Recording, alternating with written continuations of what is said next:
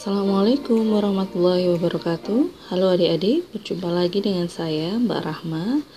Hari ini kita sudah masuk pada pertemuan ke-17 biologi tentang evolusi. Nah, hari ini yang kita bahas adalah bab yang sebetulnya sering muncul ya di SBMPTN maupun di ujian mandiri. Jadi memang kalian Mbak sarankan untuk bisa menguasai dan memahami evolusi dengan baik, karena ini memang materi yang seringkali muncul. Oke adik-adik, nah apa yang akan kita bahas hari ini? Untuk hari ini kita akan membahas tentang beberapa hal yang berkaitan dengan evolusi itu sendiri. Oke, jadi kita akan membahas mulai dari yang pertama, kita akan membahas tentang teori evolusi.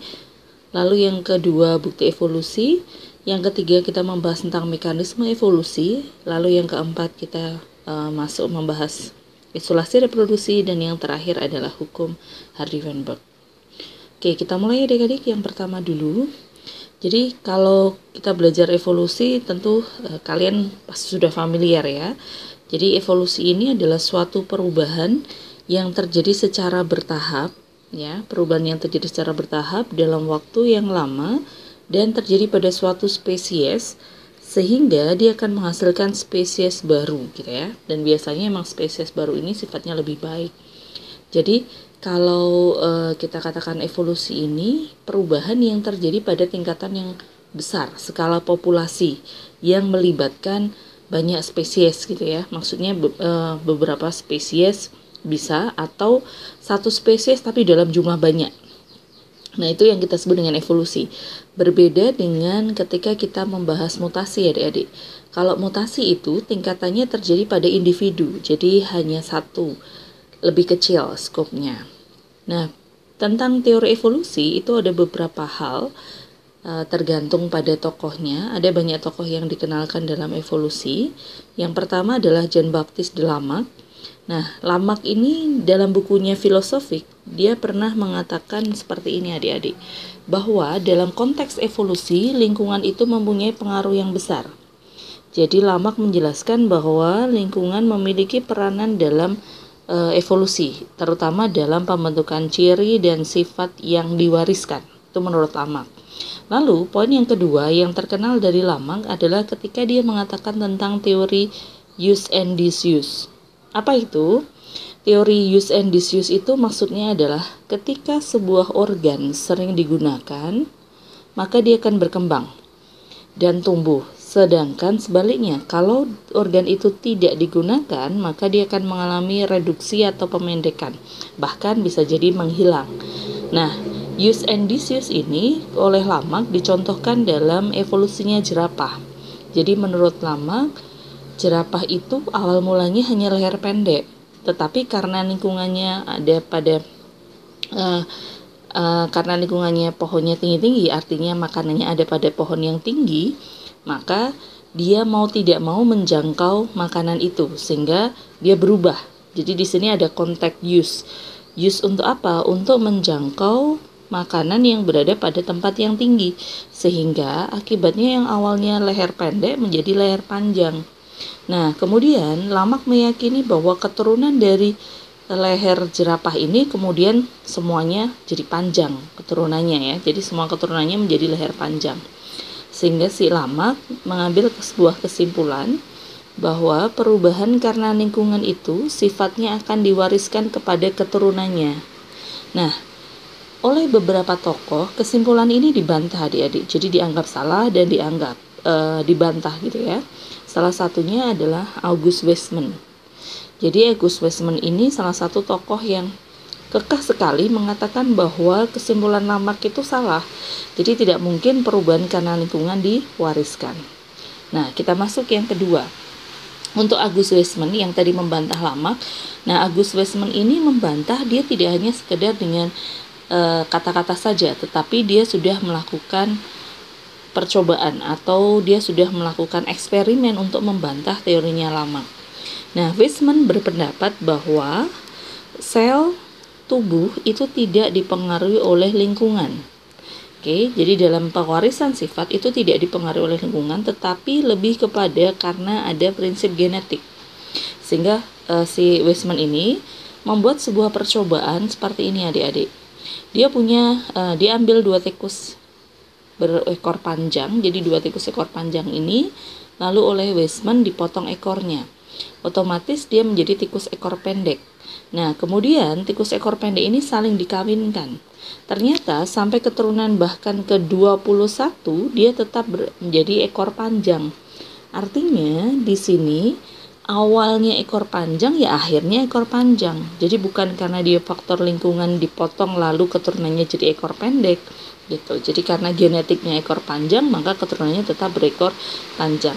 Sehingga dari situ teori Lamarck yang mengatakan perubahan karena lingkungan diwariskan itu terbantahkan oleh eksperimennya Weismann. Nah, Weismann kemudian menarik kesimpulan bahwa perubahan pada sel tubuh itu bukan karena pengaruh lingkungan yang sifatnya karena pengaruh lingkungan itu tidak diwariskan. Tetapi perubahan itu diwariskan ya memang karena faktor genetik gitu ya. Nah, itu kemudian membantah teorinya Lamarck. Nah, berikutnya ini adalah bapak evolusi tokoh yang terkenal, ada Charles Darwin adik-adik. Nah, Charles Darwin ini meyakini bahwa evolusi dipengaruhi oleh faktor variasi, adaptasi, dan seleksi alam. Jadi kalau menurut Darwin, evolusi itu terjadi karena ada variasi, adaptasi, dan seleksi alam. Menurut Darwin, evolusi pada jerapah itu awal mulanya dari dua tipe jerapah, leher pendek dan jerapah leher panjang. Nah, ini berarti menunjukkan tentang variasinya. Kemudian dua jerapah ini memperoleh atau melakukan adaptasi yang berbeda. Yang leher pendek itu tidak bisa menjangkau makanan karena ada makanannya di pohon yang tinggi-tinggi, sehingga akhirnya dia mati. Artinya terjadi proses seleksi alam. Kenapa? Karena dia tidak mampu beradaptasi. Sementara yang leher panjang dia tetap bisa menjangkau makanan di pohon yang tinggi sehingga dia tetap hidup. Berarti dia tidak mengalami seleksi alam karena mampu beradaptasi seperti itu. Jadi menurut Darwin, suatu makhluk hidup itu akan terseleksi oleh alam ketika dia tidak bisa beradaptasi. Tetapi kalau dia bisa beradaptasi, maka dia akan terus bertahan dan melestarikan jenisnya. Nah, dari sini kemudian Darwin menyimpulkan tentang 4 pokok pikiran Darwin tentang evolusi. Yang pertama adalah Darwin mengatakan setiap individu cenderung bervariasi. Jadi tidak ada individu yang sama persis gitu ya, pasti bervariasi. Lalu yang kedua, setiap populasi itu cenderung berkembang. Kenapa begitu? Karena individu yang menyusun populasi itu pasti melakukan reproduksi. Jadi populasinya cenderung berkembang. Lalu yang ketiga, untuk berkembang diperlukan ruang dan makanan yang cukup. Artinya, poin yang ketiga ini menjelaskan bahwa Darwin meyakini kalau suatu individu itu mau berkembang atau suatu spesies mau berkembang, maka dia tidak boleh mengalami tekanan oleh lingkungan. Jadi ada ruang dan makanan yang cukup gitu. Dan poin yang terakhir, pokok pikiran Darwin ini mengatakan bahwa pertambahan populasi itu tidak mungkin terjadi terus-menerus karena banyak sekali faktor pembatas yang mempengaruhi pertambahan populasi itu. Misalkan, kemampuan reproduksinya. Kan tidak mungkin semua makhluk hidup itu atau setiap makhluk hidup itu bereproduksi selama hidupnya. Jadi ada masanya di mana dia akan berhenti reproduksi. Lalu ada masanya juga bahwa makhluk hidup itu akan mati, mungkin karena faktor umur, mungkin karena faktor seleksi alam begitu. Jadi tidak mungkin pertambahan populasi itu terjadi terus-menerus. Oke, kemudian teori yang terakhir adik-adik ada Alfred Russel Wallace. Nah, Wallace ini memiliki pendapat yang sama dengan Darwin bahwa evolusi itu terjadi karena ada faktor seleksi alam.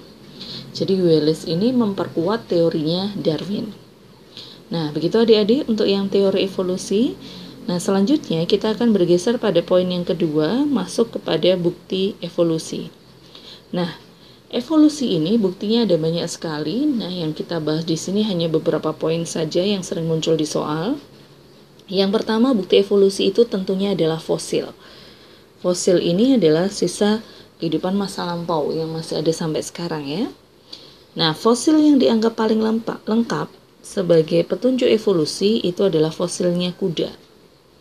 Jadi setelah para peneliti menemukan fosil kuda ini, ternyata terbukti bahwa kuda zaman dulu sampai dengan kuda zaman sekarang itu berbeda spesies, adik-adik. Jadi kuda zaman dulu sekitar 2 miliar tahun yang lalu itu ukuran kudanya kecil seperti kucing. Jadi kecil seperti kucing, jari kakinya 5, kemudian tubuhnya pendek, lehernya pendek, dan seterusnya, sama seperti kalau kita melihat jari kucing sekarang. Itu dulu 2 miliar tahun yang lalu gitu ya. Sementara kalau kuda yang sekarang kita lihat kan dia menjadi tinggi besar, lehernya panjang, gerakannya lincah, kemudian jarinya itu hanya tinggal 1 gitu ya. Nah, itu menunjukkan bahwa dari 2 miliar tahun yang lalu sampai dengan hari ini telah terjadi evolusi dalam perkembangan spesies si kuda tadi gitu ya. Jadi itu salah satu dari bukti evolusi. Oke, yang kedua ada homologi, adik-adik. Homologi itu apa? Homologi ini kita berbicara tentang anatomi perbandingan organ. Jadi ketika kemudian dua organ ketika dibandingkan memiliki asal yang sama tetapi fungsinya berbeda, itu disebut dengan homologi. Jadi homologi itu organ yang asalnya sama tetapi fungsinya berbeda, sehingga dia dikatakan evolusinya divergen. Kenapa divergen? Karena berasal dari satu titik yang sama tetapi kemudian berkembang menjadi fungsi yang berbeda. Contoh, sayap burung dibandingkan dengan tangan manusia. Nah, dari mana kita tahu mereka homolog? Kita lihat strukturnya ya. Sayap burung punya pertulangan, tangan manusia juga punya pertulangan yang sama. Dua-duanya, baik itu burung maupun manusia, adalah vertebrata, tetapi berbeda fungsi. Sayap burung untuk terbang, tangan manusia untuk memegang. Maka ini dikatakan homolog. Oke, dan ini menjadi bukti adanya evolusi karena berasal dari asal yang sama tapi kemudian berkembang menjadi fungsi yang berbeda. Nah, homologi itu berlawanan dengan analogi, adik-adik. Kalau homologi asalnya sama, fungsinya beda. Kalau analog itu adalah organ yang asalnya berbeda tetapi fungsinya sama. Nah, dia sering dikenal dengan evolusi konvergen. Nah, dalam kasus analog ini contohnya seperti sayap kupu-kupu dengan sayap kelelawar.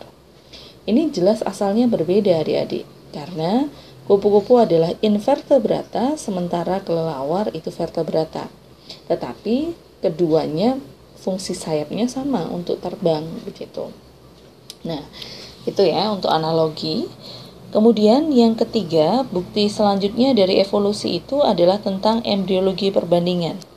Nah, salah satu yang menarik ketika kita berbicara embriologi perbandingan, kalau kalian masih ingat perkembangan embrio itu kan dimulai dari zigot, hasil dari fertilisasi sperma dengan ovum, membelah menjadi morula, morula membelah jadi blastula, blastula menjadi gastrula, lalu yang terakhir adalah embrio. Nah, pada salah satu kelompok makhluk hidup, yaitu vertebrata, ternyata setelah diteliti mereka memiliki persamaan dalam hal perkembangan embrio. Dari mana? Dari mulai zigot sampai dengan tahap gastrula. Jadi pada vertebrata, baik itu Pisces, amfibi, reptil, aves, dan mamalia, perkembangan embrionya dari zigot sampai dengan gastrula ternyata sama. Sehingga ini menunjukkan ada proses evolusi yang terjadi pada kelompok vertebrata, gitu ya. Oke, kemudian dari proses perkembangan embrio itu, lalu muncullah istilah dalam evolusi. Ada istilah ontogeni dan filogeni. Ontogeni ini adalah proses perkembangan zigot sampai dia dewasa dan mati, itu namanya ontogeni. Sementara kalau filogeni itu perkembangan organisme dalam tingkatan klasifikasi, mulai dari filum yang terendah sampai dengan filum yang tertinggi. Nah, menurut Ernest Haeckel, salah satu tokoh di dalam evolusi, dia mengatakan bahwa sebetulnya ontogeni ini merupakan ulangan dari filogeni. Nah, ini yang dikenal dengan teori rekapitulasi.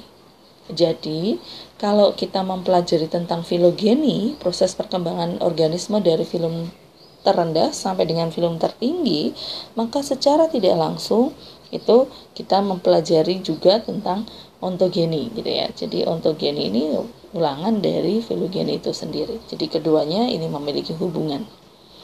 Nah, kemudian ciri atau bukti evolusi berikutnya adalah tentang petunjuk biokimia, adik-adik. Kalau petunjuk biokimia, maka yang dilihat salah satunya adalah tingkat kemiripan DNA. Misalnya, manusia dengan kerabat dekat manusia. Siapa itu? Adalah simpanse. Nah, setelah diteliti, ternyata manusia dengan simpanse itu memiliki tingkat kemiripan DNA bahkan sampai angka 98%. Sehingga ada proses evolusi, ada persamaan evolusi yang terjadi antara manusia dengan simpanse. Sehingga ya kita sering mendengar istilah bahwa kerabat dekat manusia ya adalah simpanse karena punya kemiripan DNA. Berarti dia juga ada kemiripan dalam proses evolusinya. Kemudian yang kelima, bukti evolusi berikutnya adalah organ vestigial. Organ vestigial ini adalah alat tubuh yang tersisa yang zaman dulu ada dan sekarang juga masih ada, tetapi tidak jelas fungsinya. Jadi fungsinya tidak spesifik untuk apa, gitu ya. Contohnya tulang ekor, kemudian umbai cacing, kemudian rambut dada pada pria, kemudian ada juga otot penggerak telinga. Nah, semua yang organ vestigial ini dulu ada. Jadi kalau kita melihat manusia purba, mereka punya tulang ekor, punya umbai cacing, punya rambut dada pada yang spesies prianya. Tetapi sampai sekarang itu masih ada, cuma nggak jelas fungsinya gitu. Nah, itu menunjukkan ada proses evolusi gitu ya, evolusi dari zaman dulu sampai dengan sekarang. Nah, oke adik-adik, itu tentang bukti evolusi.